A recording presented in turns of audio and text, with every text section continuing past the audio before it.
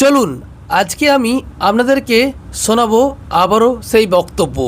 হ্যাঁ, টুম্পা যদি হয় তাহলে লাইক করবেন, আর অষ্টমীগিরি যদি হয় তাহলে লাভ রিয়াক্ট দিবেন।